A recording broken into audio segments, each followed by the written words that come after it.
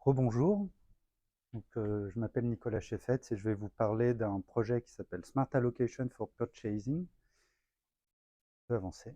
Donc, il s'agit d'un projet dans le cadre d'un secteur des achats où l'objectif de ces travaux est de réaliser une allocation, c'est-à-dire créer un lien entre des demandes et des fournisseurs de manière à ce que toutes les demandes soient allouées. Donc vous pouvez observer ici 8 demandes, donc une par colonne, et 3 fournisseurs, une par ligne. Et une solution, donc une allocation, correspond à l'ensemble des croix rouges que vous voyez à l'écran et qui, pour chaque demande, affecte un fournisseur. Et en l'occurrence, toutes les demandes sont allouées et on va essayer, je vais vous le montrer dans le projet, de déterminer la meilleure solution qui permettra de minimiser une fonction coût, par exemple. Il s'agit d'un problème qui a déjà été résolu dans le cadre de missions par Axon pour des départements, pour des services achats. Et on a actuellement résolu ce problème-là chez Axon avec une approche d'optimisation combinatoire, CO, où l'objectif était de minimiser la fonction coût global d'allocation sous le respect de certaines contraintes dont je vais parler par la suite, part de marché et volume discount, donc de réduction de prix. Je peux avancer. L'objectif de ce projet, Lab, c'est de pouvoir résoudre ce problème de Smart Allocation Problem avec une approche dite d'apprentissage par renforcement. Et là, on va se poser deux questions. Donc, une première question sur la performance.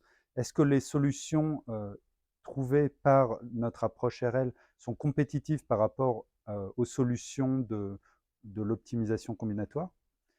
Et une question de design. Est-ce que les approches par renforcement peuvent être adaptées pour résoudre des problèmes d'optimisation combinatoire? Usuellement, dans le domaine du machine learning, on distingue trois grandes familles. La première famille des modèles supervisés, c'est par exemple ce qu'a présenté mon collègue Nicolas Le Gall, où il s'agissait de prévoir une variable à partir d'un jeu de données étiqueté dont on connaissait la sortie du modèle. Une deuxième famille de modèles sont les modèles non supervisés. Donc là, il s'agit de faire des groupes de données, de distinguer différents clusters. Et enfin, la troisième famille, c'est les approches par renforcement, tu peux avancer, avec un principe d'essai-erreur. Donc c'est un processus séquentiel, c'est-à-dire itératif, où à chaque itération, un agent, ici représenté en violet, va apprendre à partir donc va réaliser des actions dans un certain environnement, et à l'issue de ces actions, il va recevoir une récompense positive ou négative. Et en fonction de ces retours, l'agent va modifier ses actions, changer d'état, etc., etc. Par exemple, voici un exemple d'apprentissage pour jouer au basket. Ici, l'agent est représenté par un polyèdre rouge, donc c'est ce petit rectangle rouge qui bouge à l'écran. La récompense, c'est le ballon dans le panier de basket. Et lorsque la récompense est positive, le panier devient vert à l'écran. L'environnement, c'est cette surface en 2D du terrain de basket. Et l'état, c'est lorsque l'agent, donc le polyèdre, se déplace dans l'espace. Pour ces travaux, on a réalisé un état de l'art, notamment on cite les travaux de Maziavkina, qui a listé un certain nombre de problèmes classiques d'optimisation combinatoire pour lesquels il y a eu une reformulation avec des algorithmes de renforcement. Dans notre cas, on n'a pas trouvé de renforcement pour le problème que l'on souhaite traiter. Et par ailleurs, on a pu voir dans la littérature que la librairie OpenAI Gym était la librairie qu'utilisaient usuellement les personnes qui souhaitaient développer et comparer des algorithmes de renforcement. Et elle est notamment encapsulée par différentes autres librairies. Donc c'est cette librairie Gym que l'on va utiliser pour notre projet. Et à l'issue de ce projet, donc un rapport d'état de l'art a été constitué sur ces travaux. Un problème d'optimisation combinatoire, se fixe comme objectif de trouver un objet optimal parmi un ensemble fini d'objets. Et en disant cela, ça veut dire que on ne peut pas utiliser de recherche exhaustive, on ne peut pas lister l'ensemble des solutions et faire un choix parce que c'est tout simplement non réalisable. Vous pouvez voir à l'écran à nouveau le petit exemple de 8 demandes et 3 fournisseurs qui étaient présentés au début. Et pour ce simple exemple, il y a plus de 500 solutions possibles. Donc, résoudre de manière optimale ce problème, ça voudrait dire comparer, évaluer et à la fin choisir la solution qui minimise un certain objectif. Et ici, on parle du coût global d'allocation. Dans ce type de problème, on a choisi ici de le formuler avec deux contraintes. Une contrainte sur les parts de marché, sur les contrats, et une part sur la réduction de prix lorsqu'il y avait une quantité suffisante de produits qui étaient achetés. Tu peux avancer. Donc, plus concrètement, lorsqu'on va poser le problème d'optimisation, les contraintes sur les parts de marché vont créer des pénalités lorsque ces contraintes de parts de marché ne seront pas respectées. Et à l'inverse, lorsque les contraintes de réduction de prix seront satisfaites, il y aura une réduction de prix sur le coût global. Et c'est comme ça que la solution optimale est identifiée. Ça, c'était sur la, non, tu peux rester. Ça, c'était sur la formulation d'optimisation combinatoire. Et je vais maintenant laisser la parole à mon collègue Thomas qui va vous présenter la résolution de ce problème avec une approche de renforcement. Merci. Bonjour à tous, je suis Thomas et donc comme l'a dit Nicolas, je vais vous présenter la partie modélisation en reinforcement learning en comparaison à ce qui a été fait auparavant en partie optimisation. Donc on peut voir, pour rentrer un peu plus en détail de comment fonctionne notre reinforcement learning avec notre problème, on voit qu'on a notre agent sur la gauche qui est représenté avec une tête violette qui effectue une action sur l'environnement. L'action dans notre cas, ça va être de choisir un fournisseur pour répondre à la demande actuelle. Ensuite, cette action est envoyée à l'environnement et l'environnement renvoie des informations à l'agent. Quelle information il va renvoyer?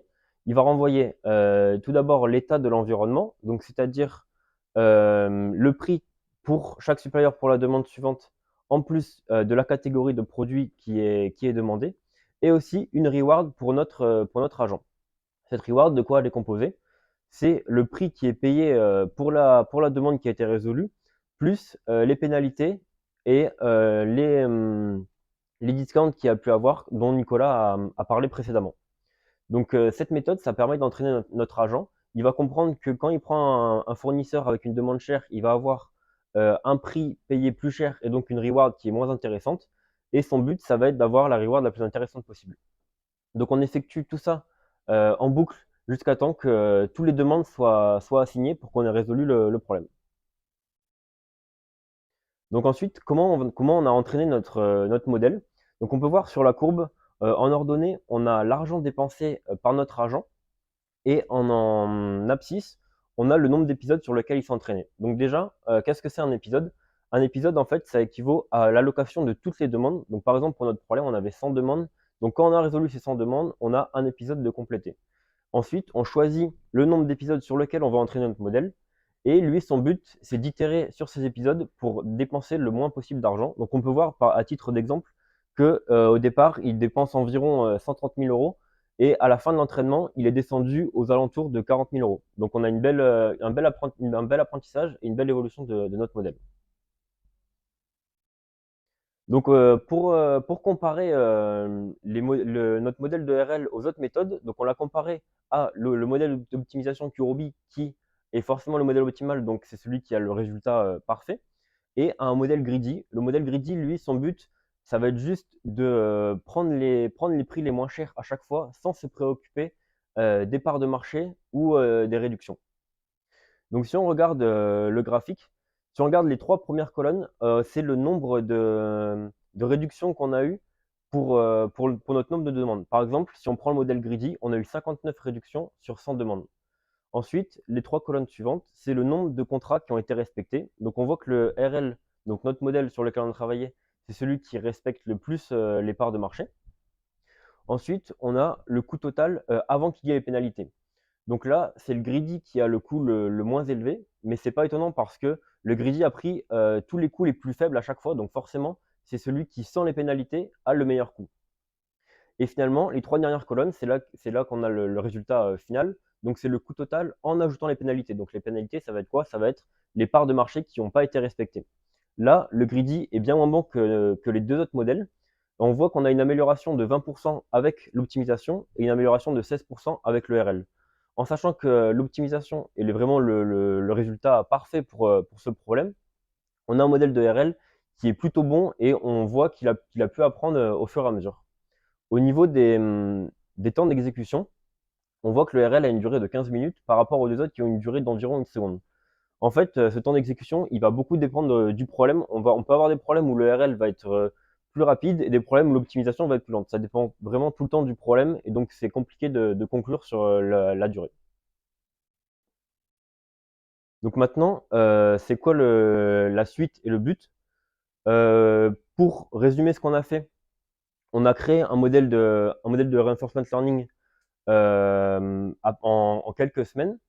Ce modèle, on a pu l'utiliser et le comparer avec les autres solutions. Donc, ce modèle, il est mieux que le modèle Greedy. Et on peut encore, on pense, l'améliorer. Comment on pourrait l'améliorer? Donc, en changeant la policy. La policy, c'est quoi? Ça va être la règle, on va dire, du choix du modèle. Donc, on lui applique des règles et lui, il va choisir en fonction. Ou en faisant du deep learning. Le deep learning, c'est on change directement l'agent, on met un agent différent et on voit si cet agent apprend mieux que l'ancien. Donc maintenant, qu'est-ce qui se passe quand vous faites face à un problème d'optimisation? Si le problème d'optimisation est un cas assez simple, le mieux, ça va être toujours d'essayer de le résoudre donc en optimisation avec un solver. Par exemple, nous, on a fait avec Gurobi. Ça va vous donner la solution parfaite. Si on a affaire à un cas plus compliqué qui ne peut pas être mis en équation pour être résolu par un solver, alors on peut le résoudre avec un greedy. Le problème du greedy, c'est que certes, c'est rapide, mais on sait que le résultat ne va pas être parfait. Et donc, dans ce cas-là, on peut utiliser un algorithme d'ERL comme on l'a fait là pour avoir un résultat plus optimal. Et finalement, pour donner des idées de quand est-ce que sont utilisés les algorithmes d'ERL, quelques ordres d'idées. Donc, il y en a qui sont utilisés pour déterminer des pubs sur des pages web, donc où placer la publicité pour qu'il y ait un taux de clic bien plus élevé. Un autre domaine où c'est beaucoup utilisé, c'est jouer à des jeux. Donc, le modèle de RL le plus connu, c'est celui qui a battu le champion de jeu de Go, donc AlphaGo 0. Et c'est aussi beaucoup utilisé dans les jeux vidéo. Et finalement, c'est aussi utilisé dans la robotique pour pouvoir apprendre à des robots à se déplacer, à bouger des bras ou autre, etc. Merci pour votre écoute et si vous avez des questions, on peut y répondre sans souci.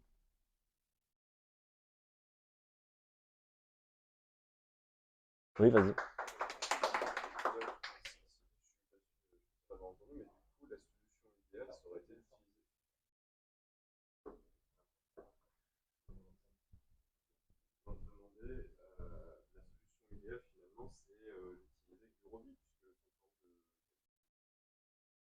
Oui.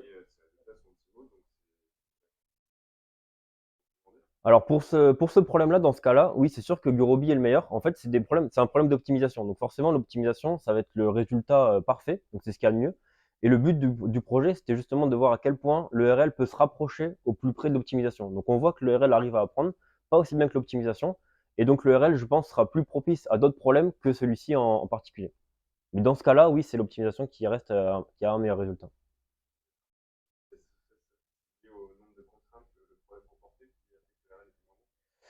Oui et non, ça peut être il y a beaucoup de choses qui peuvent rentrer en compte. Ça peut être le nombre de contraintes et aussi pas mal d'autres choses. Nicolas. Voilà, attends. Merci.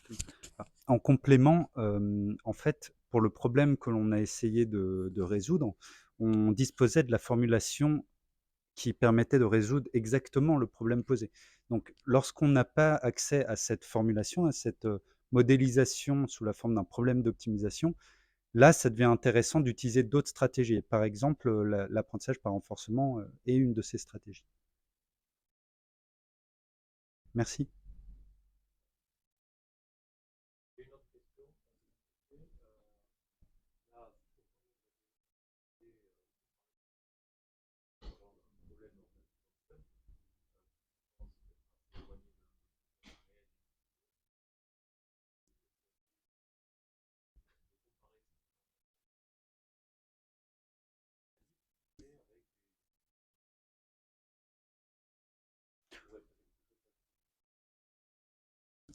Oui, c'est une perspective. Actuellement, on a fait cette comparaison entre les 3 approches sur un dataset jouet.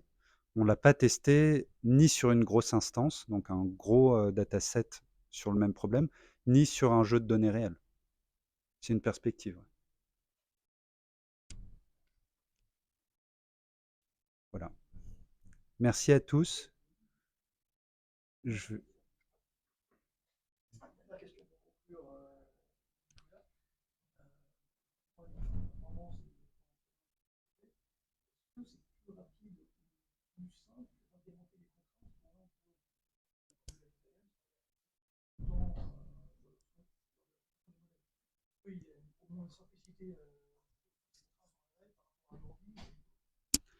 Alors d'un point de vue modélisation, c'est sûr que, c'est pas la même chose. Un problème RL, quelque part, c'est, peut-être un peu on dirait un modèle 4x4, un modèle passe-partout qui va pouvoir traiter, différents types de problèmes. Encore qu'il convient de pouvoir les formuler et les, renforcer pour, traiter le problème que l'on cherche à résoudre.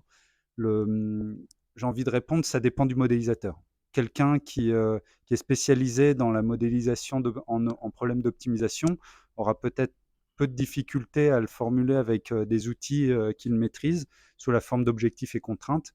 Et à l'inverse, quelqu'un qui est spécialisé plutôt dans les approches de renforcement euh, parviendra à formuler plus facilement et plus rapidement un algorithme de renforcement. Vraiment, ça dépend un peu du modélisateur et du problème forcément.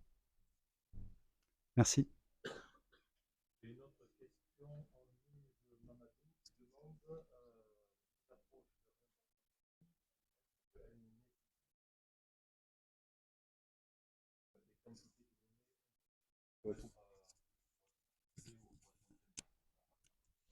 Alors en fait, pour résoudre un problème de reinforcement learning, donc c'est sûr que les données, c'est important. Ce qui est le plus important, c'est de pouvoir définir un environnement. C'est comme un problème de data en général. Plus on a de données, mieux c'est. Mais le reinforcement learning, il va pas demander non plus un jeu de données considérable. Le but, c'est d'avoir suffisamment de données pour que le modèle puisse être entraîné, mais ça va pas demander autant de données que par exemple un modèle de deep learning ou autre.